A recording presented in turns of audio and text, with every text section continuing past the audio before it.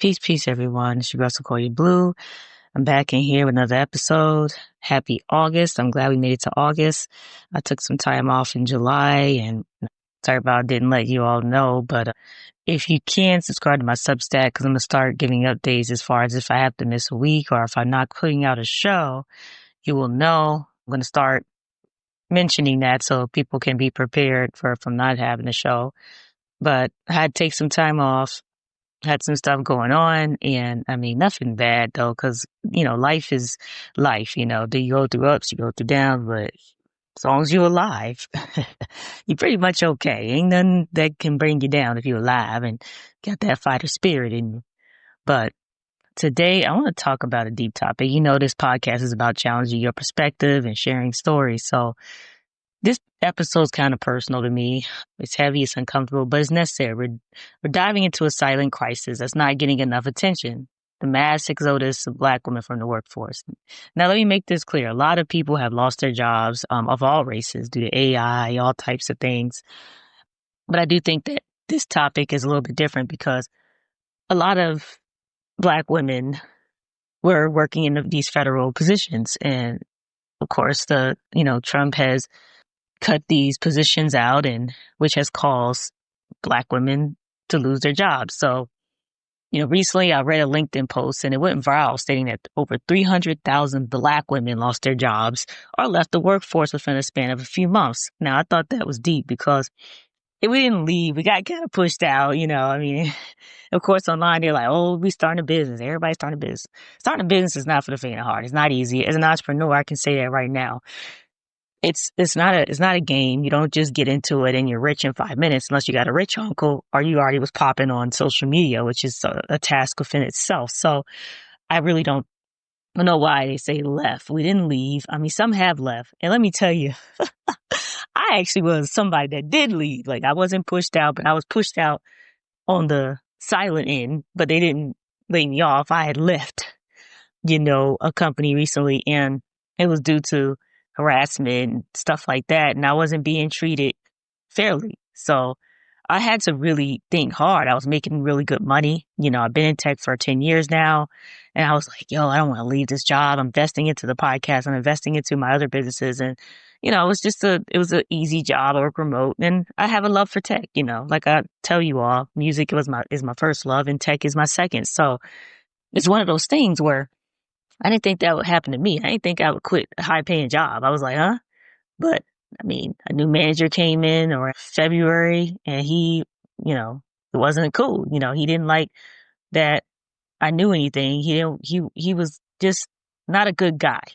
So it really messed up the energy I had at the job. Did I think the company needed a lot of help? Did I think it needed new management and stuff like that? Yeah. I mean, the other manager we had before, she was busy. She had to do two different teams, so she couldn't really do everything. And so it was cool. I was excited to have a new manager, but he ended up being a villain. And two other engineers had to quit too on top of that. So it was a tough time, and I had to really step back in the month of July because my last day there was July 7th. So I really had to sit back and really think about things and really contemplate because it was tough. And I think that it's not fair that companies don't listen to the people that help them make the money. But I'm happy I left, and I'm happy because stress will kill you. And so back to the topic, I feel like a lot of the Black women that did leave and stuff, it was just probably stress. It was stress related. It's a lot of unfairness to Black women in the tech, especially, and also in other fields.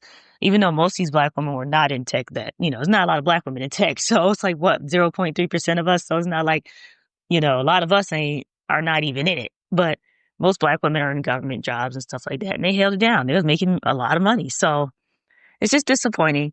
I think that things will change, and it's disappointing for everybody. I just want to say I'm sorry for everybody that lost their job and looking right now because it's not easy. It's not for faint of heart, and I'm upset I had to leave mine. But I think that stress is not. You don't want to hold on to stress, and if I can, like I said, I can deal with a job that just makes me uncomfortable, but I can't deal with harassment each week, and that's what was happening to me. I was being harassed each week, and I didn't want that no more. So I had to get the step in. I'm gonna say the name of the company, but I had to go. So that number hit me like a gut punch. And though some people question the exact figure, the deeper truth is undeniable. Black women are being pushed out of workplaces across America at an alarming rate. The reasons? Systemic inequities, performative DEI initiatives, and let me get personal for a moment. Bullying and harassment, of course. So, yeah, too many of us are being gaslit, isolated, and driven out of space if we fall so hard. And it's funny because, a lot of people talk about LinkedIn and stuff like that, but people really tell you a lot of stories and stuff about what they're going through. And it's crazy because there was this one girl. Now, this was probably a few months ago when I was still at my last company, going through it and feeling down. And this chick, she worked for Google. She was a software engineer, and I was like, okay, but she wrote this post and she was like, I'm tired of trying to perform and show that I know stuff all the time. I'm tired of trying to show that I'm smart. I'm tired of trying to perform and perform. And I just felt it in my soul that, and I don't even comment on people's posts all the time, but some told me to comment and I told her, hey, me too. I'm tired of trying to prove myself. So fast forward to now, I see that she left the company. And I said, wow, okay. Google is one of those companies where it's like the big deal if you're in tech and you work for Google. It's like, yo, I made it, to some people. I think in tech, you can work anywhere and make good money, like food, the food industry, you can work in health industry. You don't have to just work in, a tech company to be in tech. But Google is the poster child for it. And also Google just went through a lawsuit for racism and stuff like that. I think they just got sued. I think it was Google. So, I mean, they have some issues going on there. And I actually briefly worked for Google for a few months when I was living in California. It was a contract, but it it was definitely a cold energy in there. I mean, I did like the free breakfast, lunch, and dinner. I did like the tech vibes because, like I said, I love tech. But yeah, it's not, after a while, I was like, I don't want to work here. And so I think I'd rather stay out of the big tech companies, but I'm never going to say never, but most likely I like to stay either independent or just work with like healthcare companies or independent or whatever. So, so let's get into the data. According to the Bureau of Labor Statistics, in April 2025 alone, Black women lost 106,000 jobs. The unemployment rate for Black women spiked from 5.1% to over 6.3%, the highest among all demographic groups. Federal jobs, once considered stable, have seen a 33% drop in Black female employment. Education, healthcare, and social assistance, sectors where Black women have historically held it down, are seeing rollbacks, layoffs, cuts that hit us first and hardest. And here's the kicker. Black women are the most educated demographic in America. We start businesses at higher rates than anyone else, yet we're the least funded, the least retained, and often the first to be let go when budgets tighten. So what does this mean for us, for allies, for corporations waving DEI banners? 1. Truth-telling is essential. Stop sugarcoating the data. 2. Investing in Black women isn't charity. It's a smart economic decision. 3. Hiring us is step 1. Retaining and promoting us is where the real work begins. 4. Companies and institutions must be held accountable, not just in press releases, but in real, measurable outcomes. And for my sisters listening, you're listening to this, and really anybody, your experiences are valid. You are not invisible, and you're not alone. This is a call to action, but it's also a moment for reflection. I'm still healing from my own recent experience of workplace harassment, but I refuse to stay silent. Neither should you. If this episode resonates with you, please share, start the conversation, write about it. Let's make this silent crisis get some attention, because what happened is what affects one group of people affects us all. And I'm really hurt about my situation. I'm really hurt about others that I don't even know situation. And if you have a situation like that, please email me at info@Siquoyia Blue, and so we can talk about it. I want to start talking about some stuff. I want to start talking about what people are going through. I want to share some stories. I mean, I got so much to do.